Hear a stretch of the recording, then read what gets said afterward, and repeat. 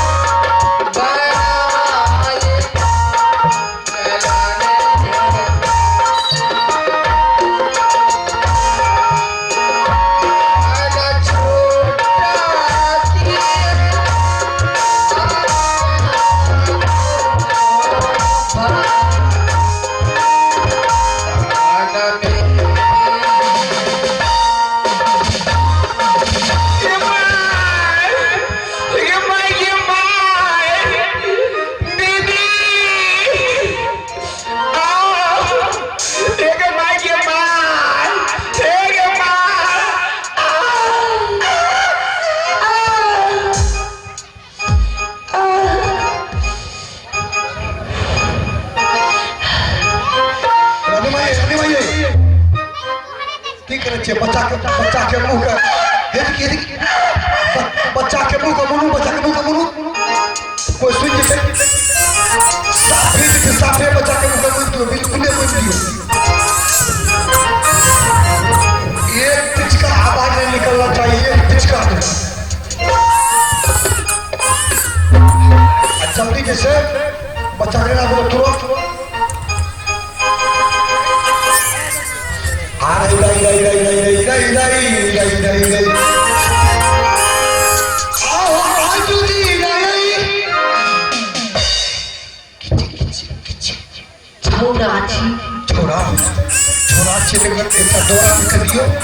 हम डायरेक्ट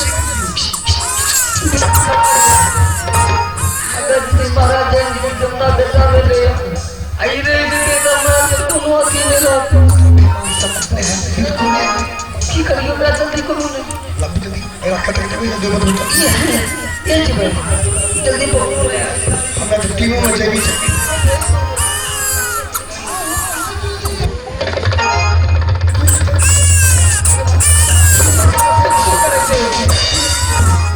पगड़ा अरे पगड़ा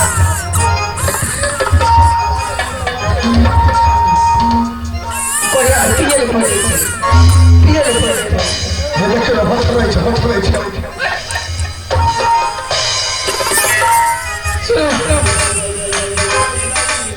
दुश्मन में जाना चाहिए अपना बच्चा का सुनो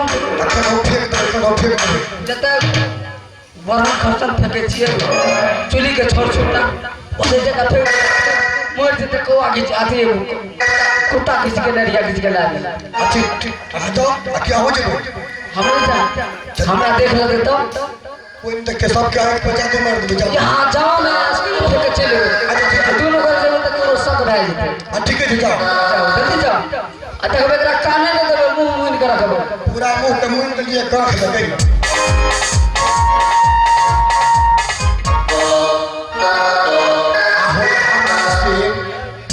हमारे खेलौड़िया मट्टी का ये खाद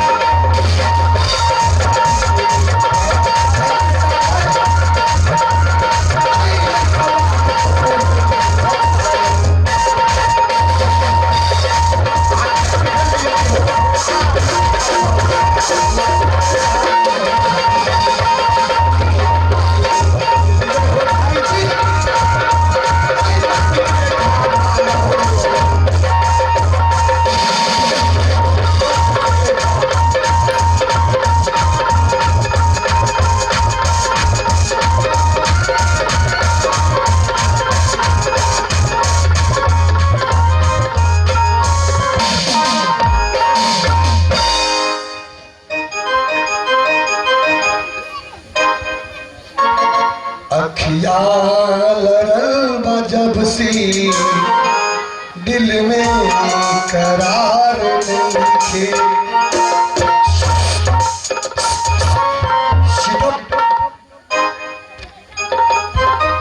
दीदी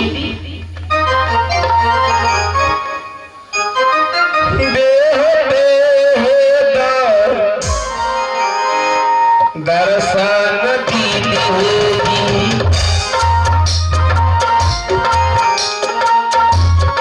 छोट की है दुनिया के दियों ने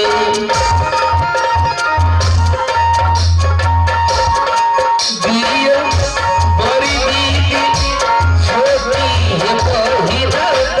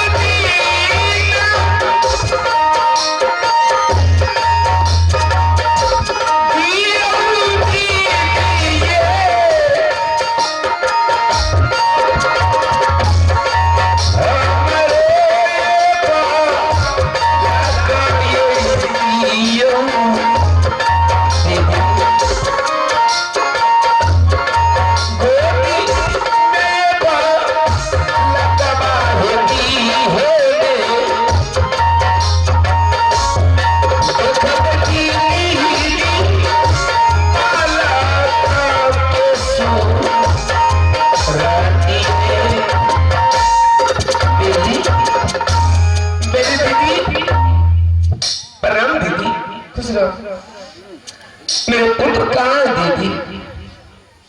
मेरे घर से जो पुत्र पैदा लिया कहाँ मेरे पुत्र? मेरे बाबू कहाँ है दीदी? दोनों मेरे बाबू को कहाँ मेरे बाबू? इतना तुम विलाप कर रही है, तुम्हारे विलाप से मुझे जलन आ रही है, क्योंकि आज तक मैंने कभी नहीं सुनी थी कि किसी के कोख से बालक पैदा होते हैं, और तुम इतनी अभागनी है, कुलसनी है कि तुम्हारे कोख से देखो क्या पैदा हुई है। क्या पैदा लिया? मेरे गर्भ से पुत्र पैदा नहीं लिया दीदी। पुत्र पैदा नहीं लिया होगा तो पुत्री तो पैदा लिया होगा। अरे दीदी पुत्री की बात कर रहे, देखो तुम्हारे कोख से पुत्री पैदा लिया दीदी। कभी ऐसी नहीं देखी थी, नहीं सुनी थी। तुम्हारे कोख से क्या पैदा हुई है? मेरे को मेरे गोद में बोलो दीदी। अरे देख लो अपने बच्चे को, देख लो तुम्हारे कोख से क्या पैदा हुई है। लो अपने बच्चे को कोख में लो और उसका सूरत देखो दीदी।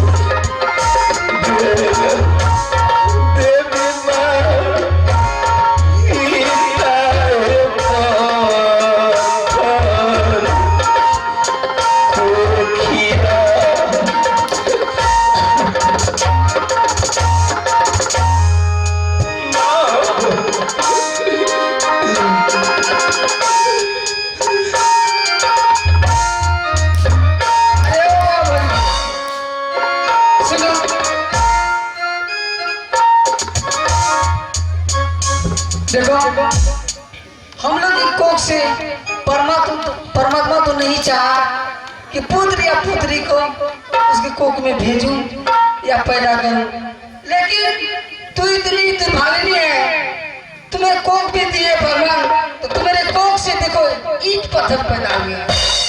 यही बात महाराज जानेंगे तो उसके दिमाग में क्या असर आएगा?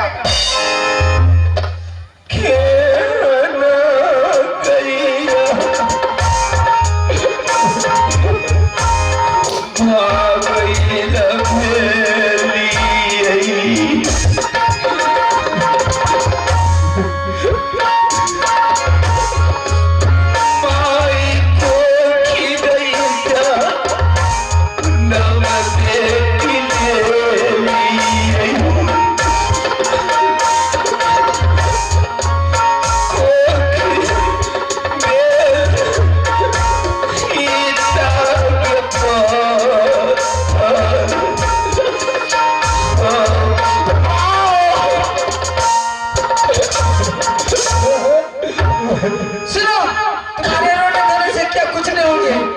जाओ अपने बच्चे को अपने गोद में उठा और अपने रूम में चले जाओ। महाराज जी आएंगे, तुम्हारा सब होता है।